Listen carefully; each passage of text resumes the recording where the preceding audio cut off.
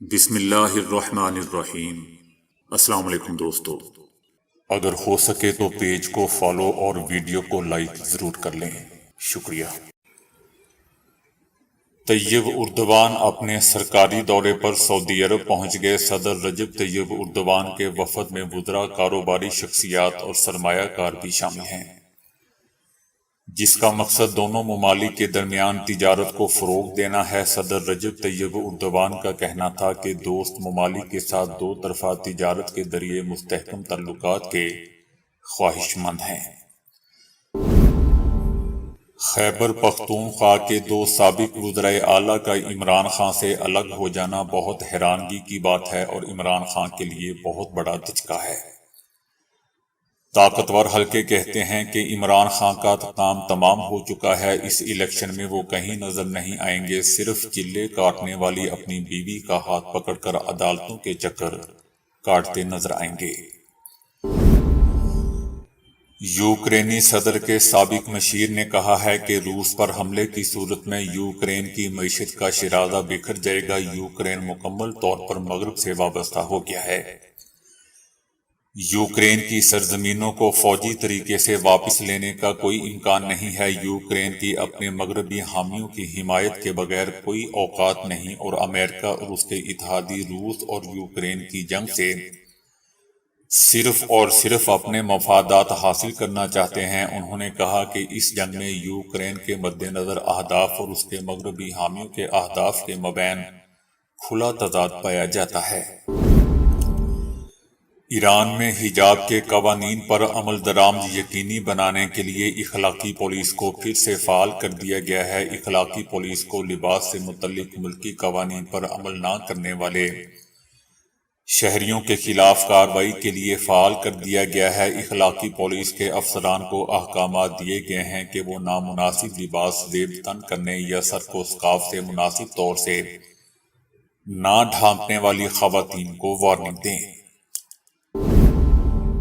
China کے کچھ حصوں میں درجہ حرارت 52 ڈگری سینٹی گریڈ سے تجاوز کر گیا ہے۔ چائنا کے ان خطوں میں گرمی کی شدت نے پچھلے تمام ریکارڈ توڑ ڈالے ہیں۔ جو درجہ حرارت -50 ڈگری تھا اب وہ 52 ڈگری تک جا پہنچا ہے، جس کی مزید 5 دن تک برقرار رہنے کی توقع کی جا رہی ہے۔ اس درجہ حرارت نے 50.3 ڈگری کے پچھلے ریکارڈ کو توڑ دیا ہے۔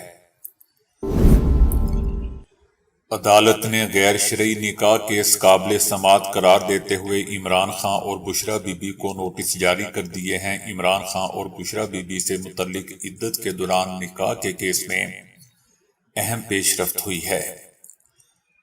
تفصیلی فیصلے میں لکھا گیا ہے کہ درخواست گزار کے مطابق بشریٰ بی بی کے دوران عدت عمران خان سے نکاح ہوا۔ نکاح خواہ مفتی سعید کے مطابق انہوں نے عمران خان اور بشریٰ بی بی کا 2 مرتبہ نکاح پڑھایا۔ آل انڈیا مجلس اتحاد المسلمین کے رہنما اسد الدین اویسی نے کہا ہے کہ 21ویں لاء کمیشن نے اپنی رپورٹ میں کہا تھا کہ UCC کی ضرورت نہیں ہے اور اسے علاقائی سالمیت کے لیے خطرہ قرار دیا تھا۔ بھارت میں یکساں سول کوڈ کے بارے میں دوستوں بحث تیز ہوتی جا رہی ہے۔ بھارتی وزیر اعظم نریندر مودی کے UCC کی وکالت کے بعد کہا جا رہا ہے کہ مرکزی حکومت اسے لانے کی تیاری کر رہی ہے۔ دوسری طرف اس کی مخالفت کرنے والے کہہ رہے ہیں کہ یہ اگلے سال ہونے والے انتخابات کے لیے BJP کی انتخابی چال ہے۔ شاہ محمود قریشی کا کہنا ہے کہ نون لیگ عدم استحکام کا شکار ہے۔ استحکام پاکستانی پارٹی میں بھی عدم استحکام کی جھلک دکھائی دے رہی ہے۔ اب پاکستان کے سیاسی مستقبل کا فیصلہ بند کمروں میں ہوگا۔ یہ اب ابہام نہیں رہا کہ نگراں وزیر اعظم کس کی مرضی کا ہوگا، یہ طے ہے کہ نگراں سیٹ اپ کس نوعیت کا مرتب کیا جا رہا ہے۔ نون لیگ نے نواز شریف کے استقبال کی باقاعدہ تیاریوں کی ہدایات جاری کر دی ہیں۔ نواز شریف کی واپسی پر استقبال کا ٹاسک مریم نواز کو دے رکھا ہے۔ وہ ملک بھر سے آنے والی استقبالی ریلیوں کی نگرانی کریں گی۔ نواز شریف کی ہدایات پر انتخابات کی تیاریاں شروع کر دی گئی ہیں۔ مریم نواز اپنے ابو جی کی وطن واپسی کی تاریخ کا اعلان کریں گی۔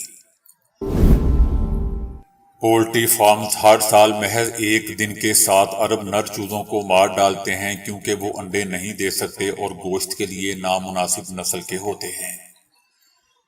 تاہم سائنسدانوں نے اس کا حل ڈھونڈ نکالا ہے۔ لیبارٹری میں تمام انڈوں سے مادہ چوزے نکالنے کی ٹیکنالوجی متعارف کروائی ہے جسے وہ ہر سال اربوں نر چوزوں کو مارنے کے عالمی مسئلے کا حل گردانتے ہیں۔